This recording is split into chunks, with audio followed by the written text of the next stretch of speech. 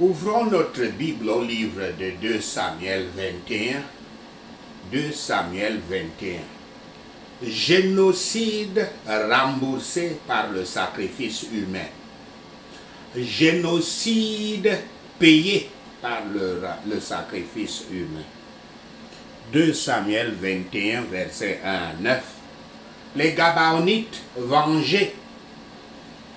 Toute affliction vient du péché et nous conduit à nous repentir et à nous humilier devant Yahweh. Mais certains problèmes montrent surtout qu'ils nous sont envoyés pour ramener le péché à notre mémoire. Les jugements de Yahweh revisitent souvent le passé. Cela nous oblige à réexaminer sérieusement le passé lorsque nous sommes sous les réprimandes de Yahweh. Les Gabaonites étaient parmi ceux qui vivaient en Canaan et que Yahweh avait ordonné à Israël d'anéantir dans Exode 33, verset 2 et 34, verset 11 et Deutéronome 7, verset 1 à 2. Cela aurait été le cas, sauf qu'un tournant étrange de l'histoire est décrit dans le livre de Josué. Je cite: les hommes d'Israël prirent de leurs provisions et ils ne consultèrent point Yahweh. Josué fit la paix avec eux et conclut une alliance par laquelle il devait leur laisser la vie. Et les chefs de l'assemblée le leur jurèrent. Fin de citation. Citation de Josué 9, versets 14 à 15. Yahweh est en colère maintenant. Et il a infligé une punition qui dure déjà depuis 3 ans. La sécheresse, pas une goutte d'eau n'est tombée du ciel. Yahweh est en colère contre Israël parce que Saul, le roi Saul, le défunt roi Saul et sa maison avaient commencé un programme de génocide contre les Gabaonites. Maintenant, les Gabaonites doivent tout d'abord, le roi prophète David a demandé à Dieu pourquoi cette sécheresse et Dieu lui a répondu. Va seulement vérifier avec les Gabaonites ce qui ne va pas. Et quand le roi David a vérifié, il a vu effectivement qu'il y avait une alliance, un serment, un vœu, un serment, une alliance. Donc maintenant, Dieu donne une condition. Les Gabaonites doivent bénir Israël. Israël, le peuple de Yahweh, afin que Dieu bénisse encore une fois Israël. En enlevant la sécheresse, en faisant pleuvoir. Vous savez qu'à cette époque, 1000 ans avant notre Seigneur Yahshua le Christ, et même au temps même de Yahshua le Christ, toutes les sociétés agricoles, vivaient de l'agriculture et de l'élevage. Et c'est par conséquent là, une sécheresse était un désastre national. Il semble que ce soit presque un renversement exact de l'alliance abrahamique où Yahweh promet de bénir ceux qui bénissent les Israélites. Cependant ici, les Israélites ont violé leur serment de ne jamais toucher les Gabaonites, de les laisser en vie. Les Israélites ont violé leur serment avec les Gabaonites, ce qui déplaît profondément à Yahweh. Être le peuple élu de Dieu, être le peuple des chrétiens, ne donne pas aux Israélites, ne donne pas aux chrétiens une licence pour pécher. Yahweh entend les cris des opprimés et juge le péché, même lorsque ce péché est commis par son peuple élu. Et il faut même dire ici que le péché commis par un chrétien est durement sanctionné par Yahweh, plus durement que s'il était commis par un individu qui ne connaît pas la parole de Dieu et qui n'a la loi de Dieu que dans sa conscience, comme tout être humain. Ce passage met également l'accent sur l'importance des pactes ou des vœux. Tout au long de l'histoire de l'Ancien Testament, Yahweh traite avec les gens par des alliances. Plusieurs écritures, Genèse 9, verset 1 à 17, Genèse 12, verset 1 à 3, Genèse 17, verset 1 à 22, Exode 19 à 20, Exode 31, verset 12 à 17, Deutéronome 5, Deutéronome 5 en entier, et 2 Samuel 7, verset 12 à 17. Ensuite, dans le Nouveau Testament, Yahweh introduit dans une nouvelle alliance ou testament, comme nous l'appelons, du Seigneur Yahshua Christ par le sacrifice de l'effusion de son sang. Il introduit donc le Nouveau Testament, comme nous l'appelons. Les Écritures pour cela sont Jérémie 31, verset 31 à 34, Luc 22, verset 1, 1 Corinthiens 11, verset 25, 2 Corinthiens 3, verset 6, Hébreux 9, verset 11 à 22. La négociation de David avec les Gabaonites à ses racines consiste à garder l'alliance, à préserver l'alliance, à accomplir l'alliance, à exécuter l'alliance. Israël avait fait une alliance avec les Gabaonites, comme on l'a lu dans l'écriture de Josué 9, même si cette alliance a 400 ans à ce moment de l'époque de David, elle doit encore être honorée.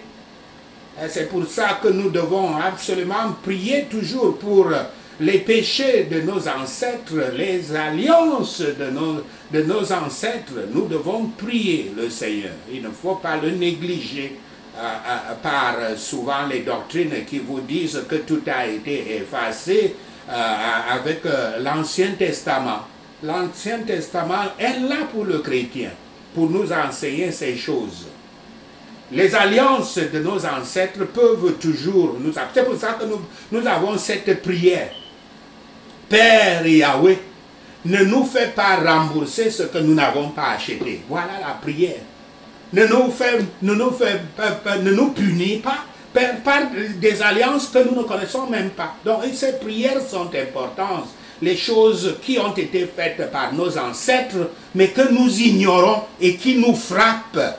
Nous devons prier contre ces choses-là tout le temps. Même si, lors de leur assemblée, ils avaient prêté serment pour ne jamais anéantir les Gabaonites, alors qu'ils n'avaient pas d'abord demandé à Yahweh, comme cette écriture que j'ai lue dans Josué 9. Que faire pour n'avoir pas demandé à Yahweh d'abord qu'est-ce qu'il faut faire pour prendre cette décision? Même si cela, il n'avait pas demandé à Yahweh, l'alliance tient. Le serment tient. Parce qu'ils avaient juré devant Dieu. Vous pourrez dire, il n'avait pas dit que nous jurons devant Dieu, mais vous oubliez que le Saint-Esprit est partout. Toutes les fois que vous jurez, vous prêtez un serment, vous le faites Et vous le faites devant Dieu qui est témoin de ce serment. Sachez-le. C'est pour ça qu'on nous demande de contrôler nos paroles, de ne pas... le chrétien doit toujours contrôler ses paroles, ne pas parler comme les gens du monde, de vomir tout ce qui, y compris faire des serments sans même s'en rendre compte. Quand vous le faites devant Dieu. Peu importe le bon sens de Saul, l'alliance doit être conservée. La rupture de cette alliance, de ce serment, a de graves conséquences. Il ne nous appartient pas de nous opposer à la prise de conscience du peuple pour le péché de leur roi. Peut-être qu'ils avaient aidé un tel roi, Saul, ni ne devons-nous dresser l'objection que cette génération ne devrait pas souffrir pour le péché de la précédente. Ces choses-là, nous ne connaissons pas.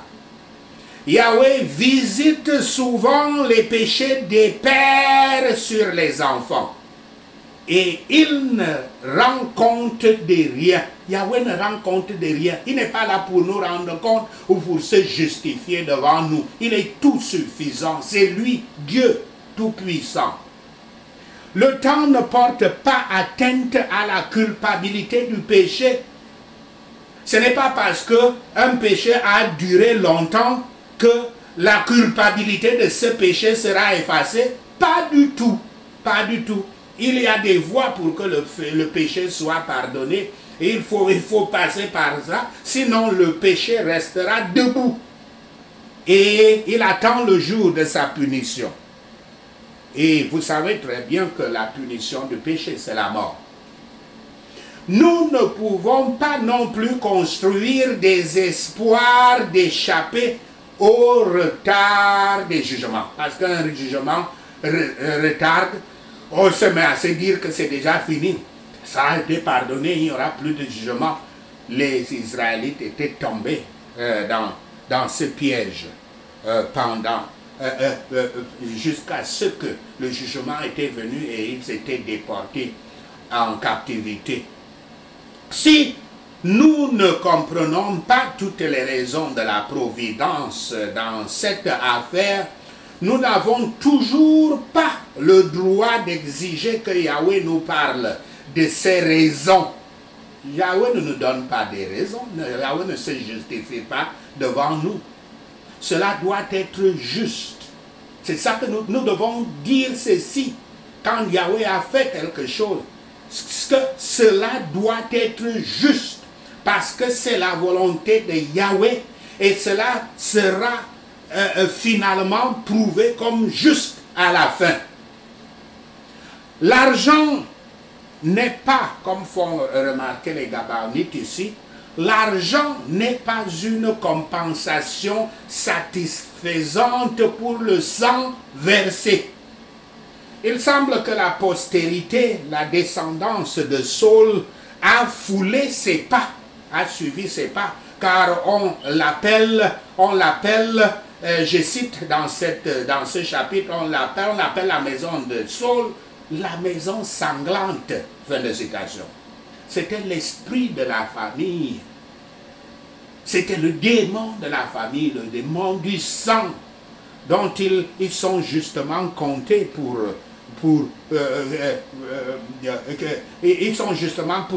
comptés pour son péché, ainsi que le péché de Saul, ainsi que le leur, les péchés de sang. Les Gabaonites n'ont pas exigé le sacrifice de 7 descendants de Saul par malheur contre Saul ou sa famille. 7 est le nombre d'exhaustivité et de perfection, de complétion. Pour dire que c'est complet, d'exhaustivité. Comme j'ai dit, ce n'était pas pour satisfaire la vengeance des Gabaonites, mais pour le bien public. Les gens étaient déjà 3 ans dans la sécheresse. Tout le monde était sur le point de mourir. Car c'est la parole de Dieu sur la... Voici la parole de Dieu sur la revanche du sang. Je cite, « Le vengeur du sang fera mourir le meurtrier. Quand il le rencontrera, il le tuera. » Fin de citation. C'est une citation de Nombre 35, verset 19. C'est ça qu'on appelle le vengeur de sang de l'Ancien Testament.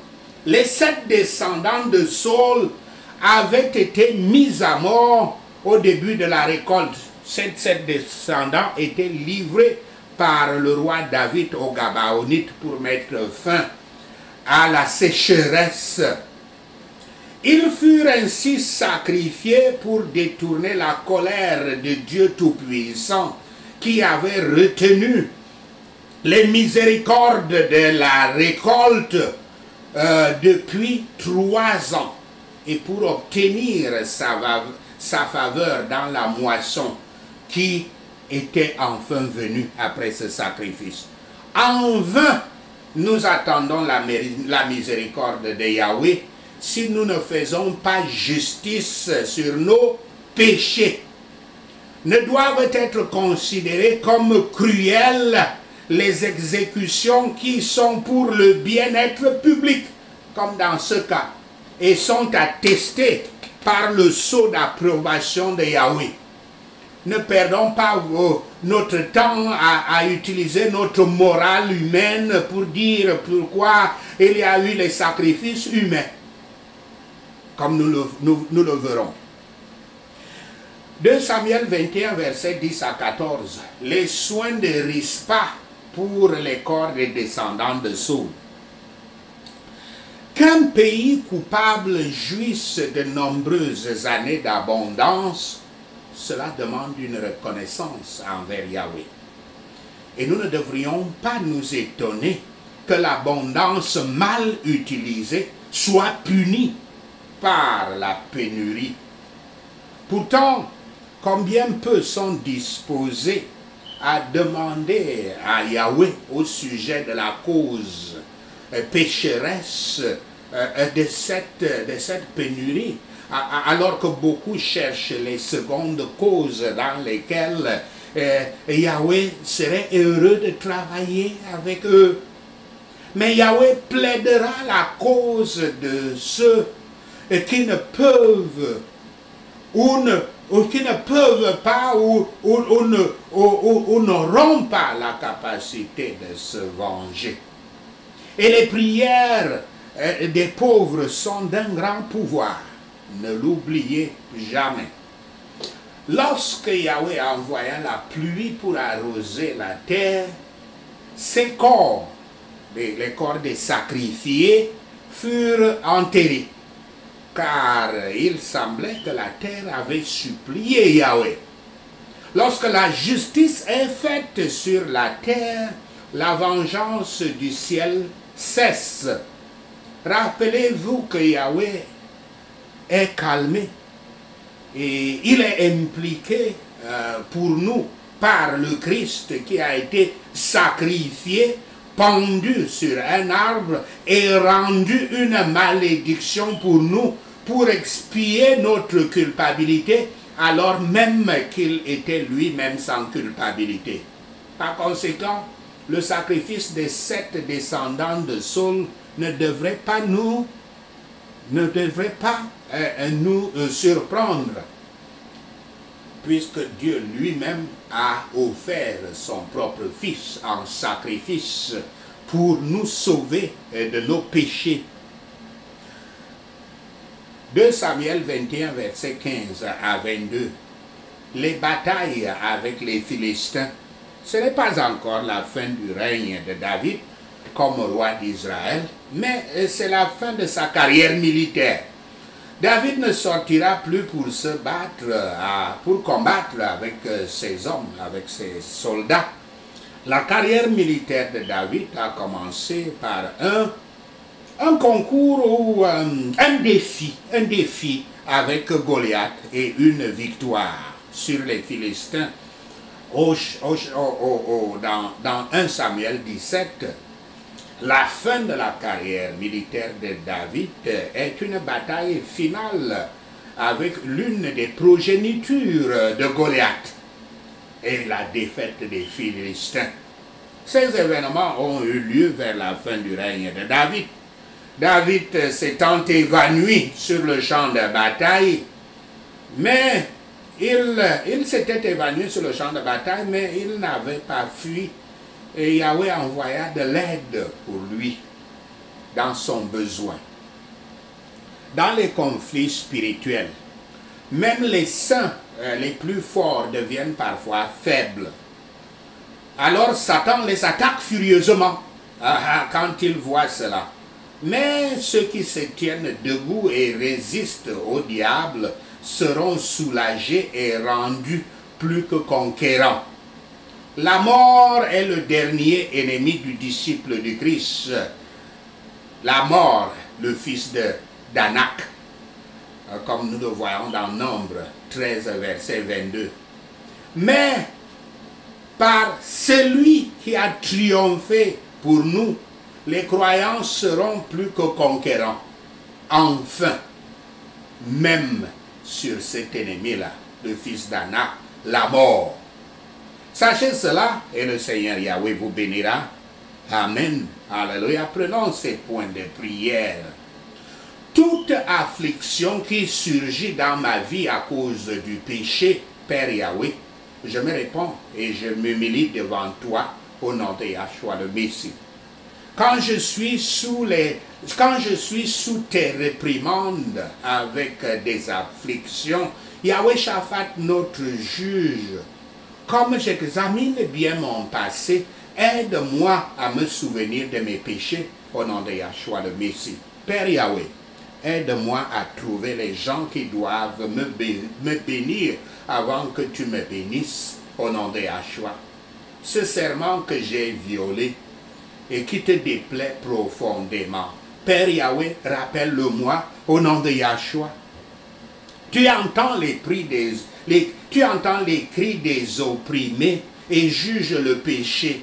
Yahweh Shaphat, notre juge, rappelle-moi ce que j'ai fait de mal à tes yeux au nom de Yahshua. Je m'engage à respecter les alliances et à respecter mes serments au nom de Yahshua le Messie. Je prie. Je ne m'opposerai pas que cette génération souffre pour le péché de la précédente, parce que Yahweh ne me rend pas compte sur toutes les questions au nom de Yahshua. Tout esprit de la maison sanglante dans ma famille, Père Yahweh, jette-le au loin au nom de Yahshua. Ces miséricordes de la récolte parmi les miennes que tu as retenues pendant des années, Père Yahweh, dis-moi le sacrifice dont tu as besoin pour détourner ta colère au nom de Yahshua. Toute miséricorde que tu me retiens, Seigneur Yahweh, dis-moi la justice que je dois faire pour mes péchés au nom de Yahshua. Tout châtiment de pénurie dans ma vie, Père Yahweh, montre-moi la cause pécheresse au nom de Yahshua. Parce que je suis pauvre et je ne peux pas me venger, Père Yahweh, plaide ma cause au nom de Yahshua. Père Yahweh, dis-moi la justice que je dois faire sur terre pour que la vengeance du ciel cesse dans ma vie au nom de Yahshua. Dans mes batailles spirituelles, quand je me fatiguerai, Père Yahweh, envoie-moi l'aide du ciel au nom de Yahshua. Lorsque Satan m'attaque furieusement et que je me tiens ferme et résiste au diable, Père Yahweh, rends-moi plus qu'un conquérant au nom de Yahshua. Contre la mort, mon dernier ennemi, fils d'Anak, Père Yahweh, rends-moi plus que vainqueur par le Christ qui triomphe, par le Christ triomphant. Merci Seigneur, au nom de Yahshua le Messie, nous prions. Merci Seigneur d'avoir entendu nos prières. Merci Yahweh pour tes réponses à nos prières. Père, nous te rendons gloire, nous te louons, nous t'adorons. Au nom de Yahshua le Messie, nous prions. Amen.